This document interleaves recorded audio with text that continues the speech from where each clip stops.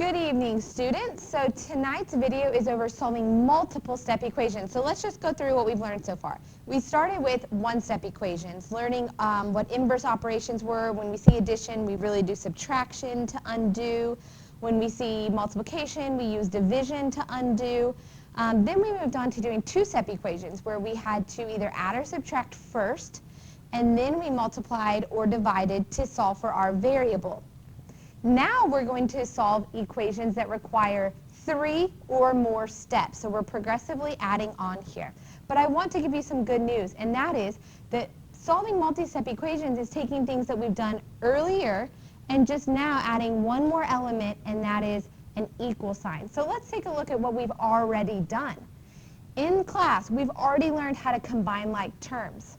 Okay? We've taken negative 3x, and we know that that's a like term with 4x. So we combine those. Negative 3x plus 4x gives me a positive 1x.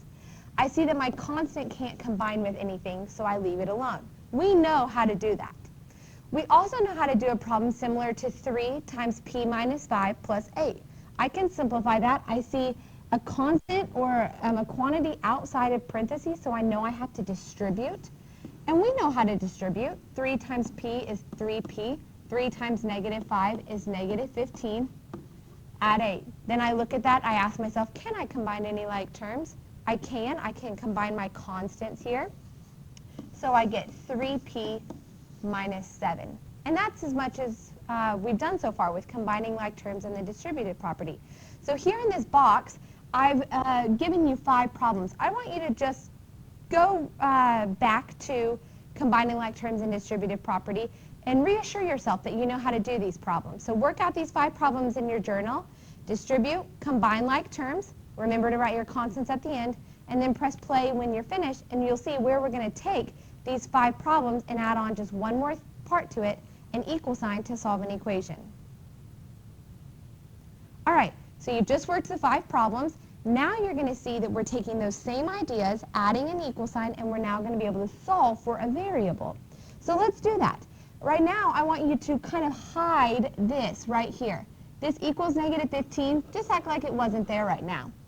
If you take 8x minus 21 minus 5x, we already know how to do this. 8x minus 5x is 3x minus 21. I've just combined like terms. Now, I'm going to add on my equals negative 15 that I was ignoring at the moment. What you have right here, guys, is a 2-step equation. So see how we just combined a couple things that we've done in previous days and made it one problem now. So I'm going to solve this really quick because we should be good with 2-step equations. And I get my answer, x equals 2. I can plug that in. Now, when you're checking your answer, since my variable appears multiple places in my problem, you have to plug it in, substitute it 2 times now instead of just 1. So that's a little different. When you're checking your answer, make sure you plug in x equals 2 into both places. So we would have 16 minus 21 minus, or negative 5 times 2 is negative 10, so minus 10. I want to check to make sure that that does in fact equal negative 15. Doing quick mental math, I can see that it does, so we're good. Now let's look at the next problem. Again, ignore the negative 20 for right now. Just act like it wasn't there. Okay, so you can see how similar this is. I need to take care of my distributing first.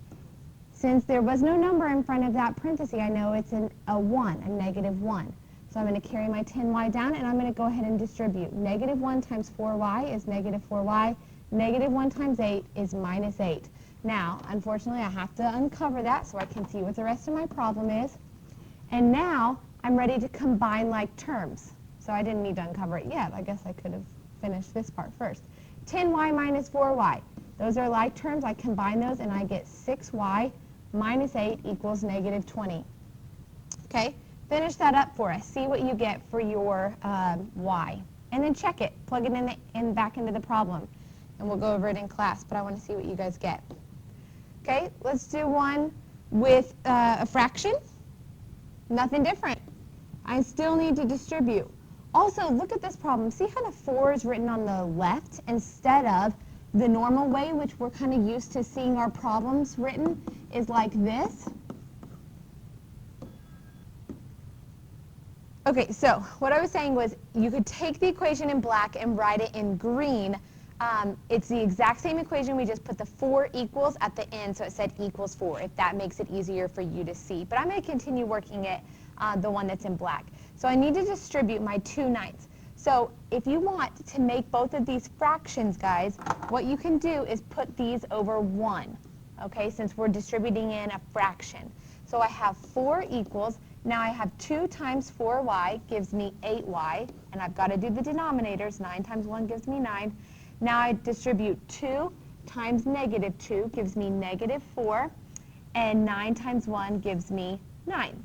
Okay, so now I'm looking to solve for my y. So I need to move this third wheel over to the other side. It's a -4/9, so I do the opposite, and I add 4/9 to each side.